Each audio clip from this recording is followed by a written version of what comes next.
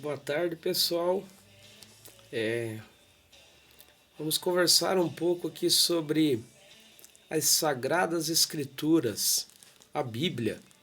E hoje eu vou falar um pouquinho sobre essa versão aqui da Bíblia Pastoral, que foi o texto utilizado por mim na minha dissertação de mestrado. Eu utilizei também o texto hebraico da Bíblia Hebraica Stuttgartense, que foi o texto original em hebraico que eu utilizei para fazer a tradução do texto de Isaías 1, 21 ao 26. E também citei a Bíblia Pastoral, que é uma Bíblia versão católica. Eu sou cristão protestante, de linha protestante, evangélico, mas eu gosto muito dessa Bíblia da versão católica. Um dos motivos de eu ter utilizado essa versão é que um dos professores que me deu uma das disciplinas no mestrado, a disciplina foi a instituição do monoteísmo em Israel, professor Dr. Luiz Dietrich, é um biblista, um exegeta, um tradutor, Ele foi um dos que trabalhou, no processo de revisão, inseriu as introduções aos livros do Pentateuco, introdução ao livro de Gênesis, do Êxodo, Levítico, Números, o livro de Deuteronômio. Também trabalhou aí na questão das notas de rodapé.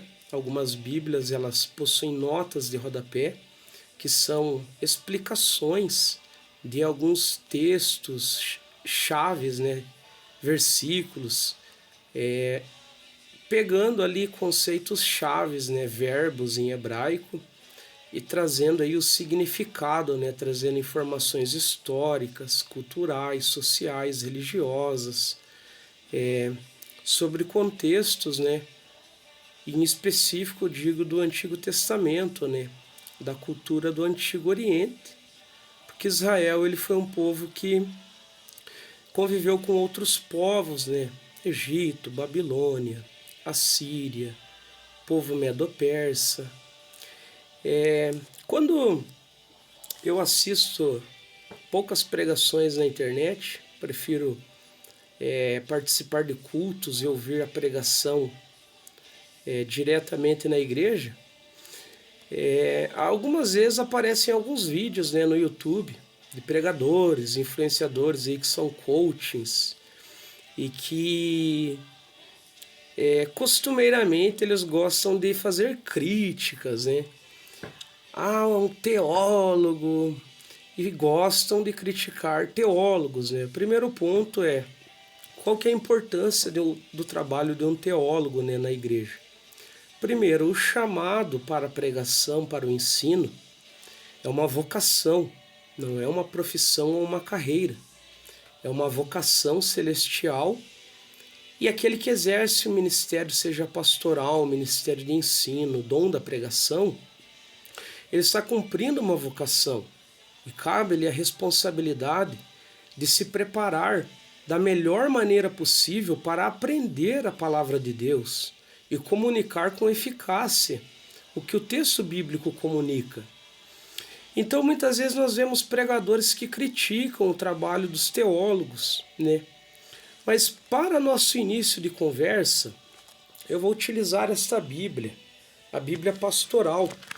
E quando nós vamos aqui no início da Bíblia, nós temos aqui algumas informações básicas. Eu nunca vi ninguém fazendo um vídeo explicando isso, mas eu tive o interesse de explicar para vocês. Quando você pega qualquer Bíblia em português, primeiro ponto que nós devemos saber, o Antigo Testamento foi escrito em hebraico. E o hebraico antigo não possuía vogais. E um grupo chamado massoretas, eles inseriram as vogais no hebraico, facilitando, assim, a leitura e a tradução de textos em hebraico. O livro de Daniel possui algumas porções em aramaico. E quando nós lemos o Novo Testamento, O Novo Testamento também não foi escrito em português, ele foi escrito no grego koiné, que era o mesmo grego possivelmente utilizado pelos filósofos, né, na época do greco-romana. O Novo Testamento ele tem um pensamento ocidental e o Antigo Testamento ele tem um pensamento oriental muito distinto, é muito diferente. Mas quando eu abro a Bíblia nas primeiras páginas, eu vou ver ali que alguém fez esse trabalho de traduzir o texto. Então, primeiro passo, quando eu vou abrir uma Bíblia e eu vou ler um texto sagrado, da Sagrada Escritura, a Palavra de Deus, eu preciso entender que o texto não foi escrito em português. E como a maioria da população, das pessoas não tem acesso ou conhecimento do grego e do hebraico, eles precisariam entender que para que esse texto esteja disponível em português, houve muito trabalho. Houve uma equipe que se dedicou, que se debruçou durante muitos anos estudando hebraico, grego, fazendo estudos e pesquisas em contextos históricos, sociais, econômicos, para colocar a tradução do texto no vernáculo da língua portuguesa, de forma que estivesse próximo ao significado dos textos originais que foram autografados pelos autores. Os textos originais que saíram das mãos dos escritores não existem, o que existem hoje são cópias.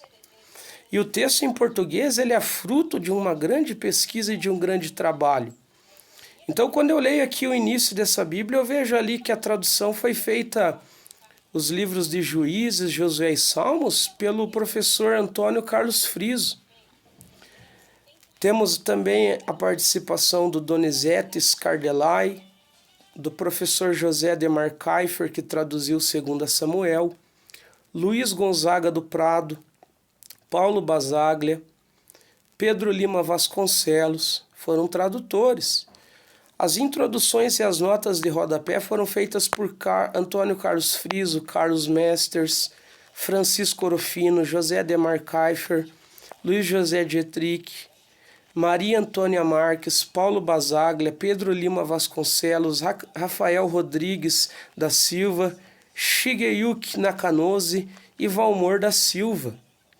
Então essa equipe dedicou a sua vida na sua formação acadêmica para ter a capacidade de traduzir os textos e colocar essa Bíblia na língua portuguesa para que ela estivesse hoje numa livraria e estivesse assim, ó, junto com os demais livros em uma biblioteca na casa de uma pessoa. Então, quando você pegar uma Bíblia aí na tua casa para você ler, você primeiro agradeça a Deus, porque você tem a palavra de Deus. Existem muitos países em que a palavra de Deus, a Bíblia, não pode ter acesso, não há acesso da Bíblia.